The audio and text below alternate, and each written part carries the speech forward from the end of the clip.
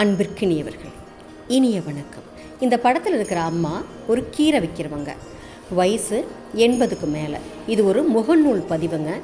ஒரு கீரை கட்டு 15 ரூபாய்ன்னு ஒருத்தர் அவங்கக்கிட்ட வாங்குகிறாங்க.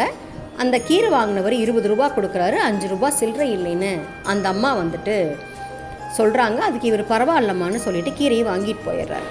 இந்த சம்பவம் நடந்து ரொம்ப நாள் ஆகிடுது. எத்தனையோ முறை இவர் அந்த அம்மாவை கடந்து போயிருக்கிறாரு. ஆனால் அவங்க இவரை பார்க்கல. ஒரு நாள் காலையில் வாக்கிங் போயிட்டுருக்கும்போது எதிரில் வந்தவங்க இவரை பார்த்த உடனே, தம்பி உனக்கு தானே அன்றைக்கி நான் 5 ரூபா தரணும் அப்படின்னு கேட்டுட்டு, அது மட்டும் இல்லாமல் நீ கீரை வாங்கி 5-6 மாதம் இருக்குமே, நான் இந்த டீ கடை பக்கம் கூட போகும்போது அங்கே நீ நிற்கிறியான்னு கூட பார்த்தேன்ப்பா அப்படின்னு சொன்னாங்களாம். இவருக்கு அப்படியே ஆச்சரியமாக போயிடுச்சான். இந்த வயசில் இவ்வளவு ஞாபக சக்தியாங்கிறது ஒன்று, வியாபாரத்தில் இவ்வளவு நேர்மையான ஒன்று. அந்த அம்மா கிட்ட பரவாயில்லம்மா இருக்கட்டும் அப்படின்னு சொன்னேன். இல்லை தம்பி, அது தப்பு, உழைச்ச காசு கிடைச்சா போதும் அப்படின்னு 5 ரூபாயை கொடுத்தாங்க.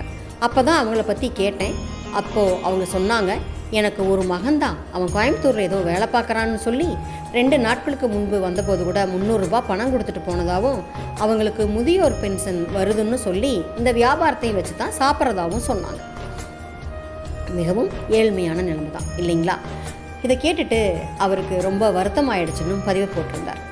ஏம்மா, உங்ககிட்ட தான் போதுமான அளவுக்கு பணம் இல்லையே, இந்த 5 ரூபாயை கூட திருப்பி கொடுக்காட்டி என்னம்மா அப்படின்னு சொல்லி இவங்க கேட்குறாங்க. அதுக்கு அந்த அம்மா, இல்லைம்மா பரவாயில்ல அப்படின்னு சொல்லிட்டு மறுபடியும் ஒரு கீரை கட்டை இவர்கிட்ட கையில் திணிச்சிட்டு போனாங்களாம். அப்போ இவர் சொன்னார், அம்மா என்கிட்ட இப்போ பணம் இல்லைம்மா, நான் வாக்கிங் வந்தம்மான்னு சொன்னாராம். பரவாயில்லப்பா, நீ எப்போ பார்க்குறையோ கொடு அப்படின்னு சொல்லிட்டு கீரை கட்டை கொடுத்துட்டு போயிட்டாங்களாம். இப்போது அந்த அம்மாவுக்கு இவர் தாங்க கடங்காரன். நிஜமாலுமே இது மாதிரி நல்ல அறிவுரைகளையும் நேர்மையையும் நமக்கு உணர்த்தி வாழ்ந்துட்டுருக்கிற பெரியவங்க நிஜமாலுமே நமக்கு நல்ல நெறிமுறைகளை கற்றுக் கொடுத்துட்டு தாங்க இருக்கிறாங்க. இந்த மாதிரி பெரியவங்களுக்கு நம்ம என்றைக்குமே கடங்காரர் தாங்க. சரிங்களா? நாளை சந்திப்போம் தோழமையிலே. மகிழ்வுடன் விஸ்டம் மெட்ரிக் மேல்நிலைப்பள்ளி செய்யாற்றை வென்றான்.